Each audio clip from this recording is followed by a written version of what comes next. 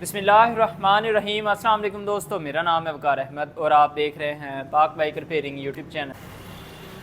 Honda CG125 आया है। Customer की कंप्लेन है कि होंडा CG125 जो है फ्रंट साइड से बबलिंग करता है और हैंडल में बहुत ज़्यादा थ्रस्ट फील होती है। ये थ्रस्ट क्यों फील हो रही है और ये बबलिंग क्यों कर रहा है? जब हमने इस बाइक को चेक किया तो हमें इस बाइक के फ्रंट व्हील के अंदर एक्स्ट्रा फ्री प्ले जो है वो नज़र आ रही है। जब एक्स्ट्रा फ्री प्ले होगी तो बाइक जंप लगने से आपको ऐसे फील होगा जैसे हैंडल लूज है, हैंडल में थ्रस्ट फील होगी और बाइक जो है फ्रंट साइड से बबलिंग करेगी। अब बबलिंग जो है 2-3 वजूहात के बिना पे करती है। अगर फ्रंट व्हील जो है अनबैलेंस हो तब भी बबलिंग का इशू आएगा, अगर टायर जो है वो ख़राब हो या फटा हुआ हो कहीं से तब भी बबलिंग का इशू आएगा, या फिर व्हील के बैरिंग ख़राब हो तो तब भी यही प्रॉब्लम आएगा।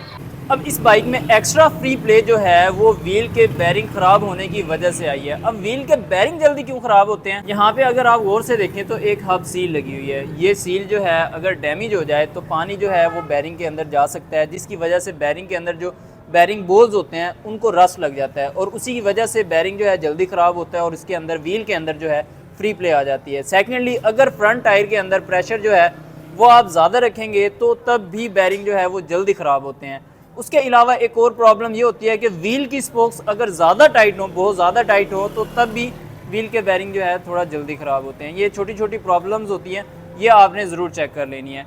अब बैरिंग को रिप्लेस कैसे किया जाता है, उसके लिए हमें फ्रंट व्हील जो है वो खोलना पड़ेगा।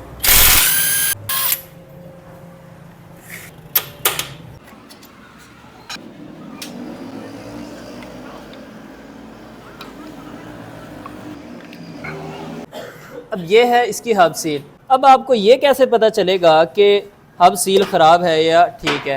अब आप गौर से देखें, सील का बेसिकली मकसद ये है कि यहाँ पे पानी को जाने से रोकना।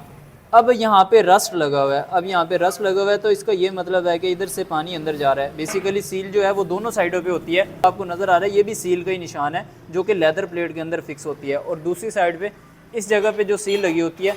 अब दोनों सीलों का मकसद सेम ही है कि पानी अंदर ना जाए। तो अब यहाँ पे ये पानी गया हुआ है। मोस्टली आपने देखा होगा कि इसी साइड का बैरिंग जो है वो ख़राब होता है और जब इसी साइड का ही बैरिंग ख़राब हो तो फिर आप समझ लें कि हब सील का ही इशू है। तो हब सील रिप्लेस करने से मसला जो है वो ठीक हो जाता है। अब इसका एक साइड का बैरिंग जो हमें डाउट है, जिस साइड का बैरिंग ख़राब है वो निकालते हैं इसका। अब बैरिंग को निकालने के लिए आपके पास कोई ना कोई एक्सल होना चाहिए, या हम मोस्टली जो है टी रॉड की मदद से भी बैरिंग जो है वो निकाल लेते हैं। और बैरिंग जो है निकालना कोई मुश्किल काम नहीं है। और न्यू मॉडल बाइक का पहले बैरिंग जो है आपने सील वाली साइड का ही निकालना है और इस तरीके से आप घुमा घुमा के निकालेंगे तो बैरिंग जो है वो बिल्कुल आसानी के साथ निकल जाएगा। अब इस बैरिंग के अंदर जो है वो फ्री प्ले भी ज़्यादा है, ये आपको नज़र आ रही होगी, ठीक है। और बैरिंग जो है प्रॉपर घूम भी नहीं ठीक रहा। अब इसी तरह हम दूसरी साइड का बैरिंग जो है वो चेक कर लेते हैं। अब इस साइड का बैरिंग जो है उसको रिप्लेस करने की ज़रूरत नहीं है। अगर आपको डाउट हो दोनों साइडों के बैरिंग ख़राब हैं तो दोनों साइडों के रिप्लेस कर दीजिएगा। अदरवाइज़ एक साइड का बैरिंग तब्दील करने से मसला जो है वो ठीक हो जाता है। अब चूँकि एक साइड का बैरिंग ख़राब था तो हम एक साइड का ही डाल रहे हैं और क्रॉनलिफान कंपनी का हम बैरिंग डाल रहे हैं और बैरिंग का जो नंबर होता है 6301 नंबर होता है। इसकी क्वालिटी भी अच्छी होती है और कीमत भी इंतहाई मुनासिब होती है। अब इन बैरिंग के ऊपर भी अपनी सीलें लगी होती हैं, इनको निकालने की ज़रूरत नहीं है।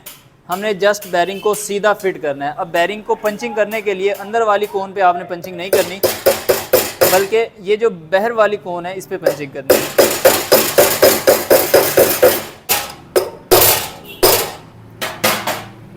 अब बैरिंग को जब आप पंच कर रहे होंगे बैरिंग खुद बता देगा कि फिटिंग जो है वो बिल्कुल परफेक्ट हो चुकी है, यानी पंचिंग जो है वो बेहतरीन होने लग जाएगी। अब सील भी हम न्यू डाल रहे हैं, पहले वाली सील ख़राब थी, अब ये सील जो है हमने न्यू डाल दी है। अब ये जो गोट है इस सील के अंदर टाइट होके जाएगी। अब ये गोट अगर जो सील के अंदर लूज़ होगी तो प्रॉब्लम होगा। अब ये गोट जो है वो प्रॉपर फिक्स होके जाएगी तो बैरिंग जो है वो इंशाल्लाह जल्दी ख़राब नहीं होगा। जिस बाइक के ये प्रॉब्लम है कि बैरिंग जल्दी जल्दी ख़राब होते हैं वो हब की सील जो है वो ज़रूर रिप्लेस करें। करना है व्हील को फिट कर देना, लेदर्स की सफाई करनी है, ड्रम की अच्छे से सफाई करनी है, मीटर गरारी होती है उसको आपने ग्रीस करना है, फिर जाके आपने इसकी फ़िटिंग करनी है।